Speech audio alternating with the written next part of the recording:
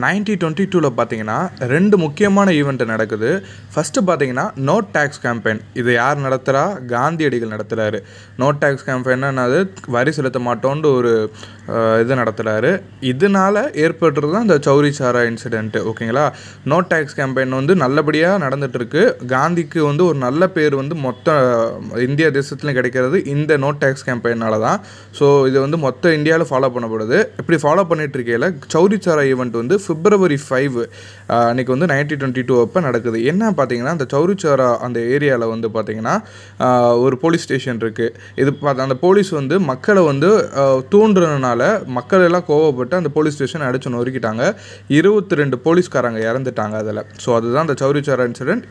இதனால் காந்தியடிகள் வந்து அவருடைய நான் கோஆப்ரேஷன் மூமெண்ட்டை வந்து விட்டுருவார். அதை ஃபாலோ பண்ண மாட்டார். ஏன்னா இப்படி வயலன்ஸ்லாம் நடக்கக்கூடாது அவர் நினச்சாரு. ஆனால் நடந்துருச்சு. நெக்ஸ்ட்டு பார்த்தீங்கன்னா 1923 பார்த்தீங்கன்னா ஸ்வராஜ் பார்ட்டின்னு இருக்குது. ஸ்வராஜ் பார்ட்டி வந்து எப்போ ஆரம்பிக்கிறாங்க பார்த்தீங்கன்னா 1923 யார் ஆரம்பிக்கிறா பார்த்தீங்கன்னா சிஆர் தாஸ் அண்ட் மோட்டிலால் நேரு. இந்த 2 பேர் சேர்ந்து ஆரம்பிக்கிறது தான் இந்த ஸ்வராஜ் பார்ட்டி. ஓகேங்களா? இவங்க வந்து ப்ரோ சேஞ்சர்னு சொல்லுவோம். ப்ரோ சேஞ்சர் யார் 2 பேர் சொல்லுவோம் பார்த்தீங்கன்னா சிஆர் தாஸையும் மோட்டிலால் நேருயும். நெக்ஸ்ட்டு பார்த்தீங்கன்னா 1929 பார்த்தீங்கன்னா பூர்ண ஸ்வராஜ் வந்து இந்தியன் நேஷனல் காங்கிரஸ் வந்து அக்செப்ட் பண்ணாங்க. பூர்ண ஸ்வராஜுக்கு மீனிங் என்னன்னா கம்ப்ளீட் இண்டிபெண்டன்ஸ் வந்து நம்மளுக்கு கிடைக்கணும்னு அது ஒரு கோலாக வந்து டிக்ளேர் பண்ணாங்க. எங்கன்னா லாகூர் செஷனில் யார் தலைமையிலான பார்த்தீங்கன்னா ஜவஹர்லால் நேரு. ஓகேங்களா? நெக்ஸ்ட்டு 1929 இன்னொரு முக்கியமான ஈவெண்ட் நடக்குது. என்னென்னா ஸ்மோக் பாம்பை வந்து லெஜிஸ்லேச்சரில் வந்து போடுறாங்க. யார் போடுறா பார்த்தீங்கன்னா 2 பேர் பிகே டுட்டும் பகத்சிங்கும் 2 பேருமே லெஜிஸ்லேட்டிவ் கவுன்சிலில் வந்து ஸ்மோக் பாம்பை வந்து போடுறாங்க அந்த அசம்பிளியில். எதுக்காகனா அவங்களுடைய அகேன்ஸ்ட் அவங்க வந்து அந்த இதுக்கு வந்து அகேன்ஸ்டாக இருக்காங்க வந்து காமிக்காக. நெக்ஸ்ட்டு பார்த்தீங்கன்னா 1930 வந்து பார்த்திங்கன்னா 3 முக்கியமான ஈவெண்ட் நடக்குது. என்னென்ன பார்த்தீங்கன்னா இண்டிபெண்டன்ஸ் டே வந்து நம்ம இந்தியன் நேஷனல் காங்கிரஸ் வந்து டிக்ளேர் பண்ணுறாங்க. அவங்களாம் வந்து 26 ஜனவரி வந்து 1930 வந்து இண்டிபெண்டன்ஸ் டேன்னு டிக்ளேர் பண்ணிக்கிறாங்க. நெக்ஸ்ட்டு பார்த்தீங்கன்னா சால்ட் சத்தியாகிரகம் வந்து காந்தியடிகள் வந்து ஃபாலோ பண்ணுறாரு. எப்போ பார்த்தீங்கன்னா 1930 தான் மார்ச் 12 வந்து ஆரம்பிக்கிறாரு. எங்கே பார்த்தீங்கன்னா சபர்மதி ஆசிரமாலேருந்து ஆரம்பித்து தண்டி வரையும் நடந்தே போகிறாரு. எவ்வளோ பார்த்தீங்கன்னா 241 மைல்ஸ் நடந்து போகிறாரு. அவர் வயசு அப்போ பார்த்தீங்கன்னா 61 வயசுப்பா. 61 வயசில் 241 மைல் நடந்து போய் இந்த சால்ட் சத்தியாகிரகம் முடிச்சிருப்பார் 24 நாளில்.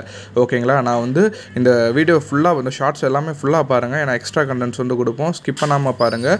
சும்மா ஸ்க்ரீன்ஷாட் எடுத்துகிட்டு போகலாம் நினைக்காதீங்க. ஏன்னா எக்ஸ்ட்ரா கண்டென்ட்ஸ் வந்து நான் சொல்கிறேன். ஸோ ஃபுல்லாக கேளுங்க. நெக்ஸ்ட்டு பார்த்தீங்கன்னா ஃபஸ்ட்டு ரவுண்ட் டேபிள் கான்ஃபரன்ஸ் வந்து லண்டனில் நடக்குது. ஸோ அது வந்து எப்போ நடக்குது? 1930. இதில் பார்த்தீங்கன்னா இந்தியன் நேஷனல் காங்கிரஸ் வந்து ஜாயின் பண்ணலை. ஏன்னா அவங்க வந்து இந்த மாதிரி போராட்டத்தில் ஈடுபட்டதுனால இதிலலாம் அவங்க ஜாயின் பண்ணல. நெக்ஸ்ட்டு பார்த்தீங்கன்னா 1931 2 முக்கியமான ஈவெண்ட் நடக்குது. ஒன்று வந்து காந்தி ஐர்வின் பேக்ட். இந்த காந்தி ஐர்வின் பேக்ட் வந்து மார்ச் 5 வந்து 1931 நடக்குது. என்ன இந்த காந்தி ஐர்வின் பேக்ட் இப்படி பார்த்தீங்கன்னா இதுபடி ஐரின் வந்து என்ன சொல்கிறான்னா நீங்கள் வந்து சால்ட் வந்து எடுத்துக்கலாம். ஏன்னா சால்ட்டுக்காக தான் போராடி சால்ட் சத்தியாகிரகம் வந்து வந்துச்சு. ஸோ சால்ட்டு நீங்கள் எடுத்துக்கலாம். நெக்ஸ்ட்டு பார்த்தீங்கன்னா நீங்கள் வந்து போராட்டம் வந்து வயலன்ஸ் இல்லாமல் பண்ணிக்கலாம். இல்லை முக்கியமான லீடர்ஸ் எல்லாமே நாங்கள் ரிலீஸ் பண்ணுறோம். பொலிட்டிக்கல் லீடர்ஸ் எல்லாமே இந்த மாதிரிலாம் சொல்கிறாரு. ஸோ இதனால் காந்தி என்ன சொல்கிறாரு? ஓகே நீங்கள் இதெல்லாம் பண்ணுறீங்க. ஸோ உங்களுக்காக நான் வந்து என்னுடைய போராட்டத்தை வந்து நான் வந்து இப்போதைக்கு கைவிடுறேன்னு நான் கோஆப்ரேஷன் மூமெண்ட்டை வந்து அவர் வந்து ஃபாலோ பண்ணலை. ஸோ அதனால் என்ன பண்ணுறாரு? இவர் வந்து செகண்ட் ரவுண்ட் டேபிள் கான்ஃபரன்ஸ் வந்து ஜாயின் பண்ணுறாரு. செகண்ட் ரவுண்ட் டேபிள் கான்ஃபரன்ஸ் வந்து செப்டம்பர் மாதம் வந்து 1931 அப்போ காந்தி அவங்க காங்கிரஸ் பார்ட்டி எல்லாமே ஜாயின் பண்ணுறாங்க. நெக்ஸ்ட்டு பார்த்தீங்கன்னா 1932 தேர்ட் ரவுண்ட் டேபிள் கான்ஃபரன்ஸ் வந்து நடத்தப்படுது. ஆனால் அதில் வந்து இந்தியன் நேஷனல் காங்கிரஸ் வந்து ஜாயின் ஆகலை.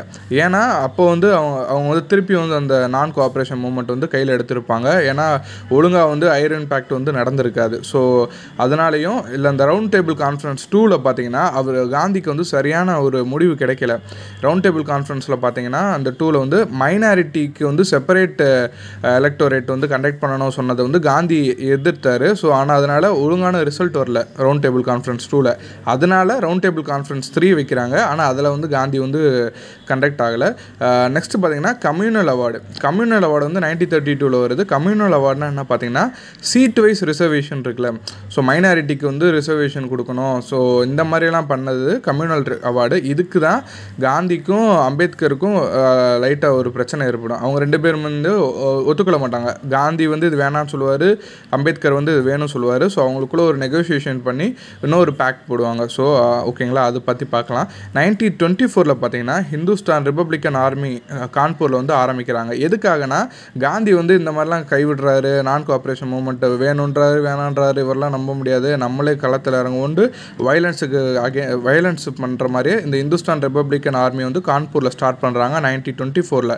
அதை பேர் மாற்றம் செஞ்சு ரீஆர்கனைஸ் பண்ணுறாங்க 1928. யார் பார்த்தீங்கன்னா பகத்சிங், சுக்தேவ் அவங்களுடைய ஃப்ரெண்ட்ஸ் எல்லாருமே சேர்ந்து ஹிந்துஸ்தான் சோஷியலிஸ்ட் ரிப்பப்ளிக்கன் அசோசியேஷன் இன் 1928 வைக்கிறாங்க. ஓகேங்களா, 1928 வந்து இந்த ஆர்கனைசேஷன் வந்து ரீநேம் பண்ணி இதை கொண்டு வராங்க. ஸோ இவ்வளோதான் இந்த வீடியோவில். நெக்ஸ்ட் வீடியோ வந்து இதே மாதிரி நிறைய இது பார்ப்போம். ஸோ நம்ம சேனலை மறக்காமல் சப்ஸ்கிரைப் பண்ணுங்கள். இதே மாதிரி வீடியோஸ் வந்து உங்களுக்கு கண்டிப்பாக வரும். ஃபுல் வீடியோ வந்து பார்த்தீங்கன்னா மேலே வந்து இருக்கும். ஸோ நம்ம சேனலை போய் பார்த்து ஃபுல் வீடியோ பாருங்கள். ஷார்ட்ஸ்லேயும் பாதி வீடியோ இருக்கும். தேங்க்யூ.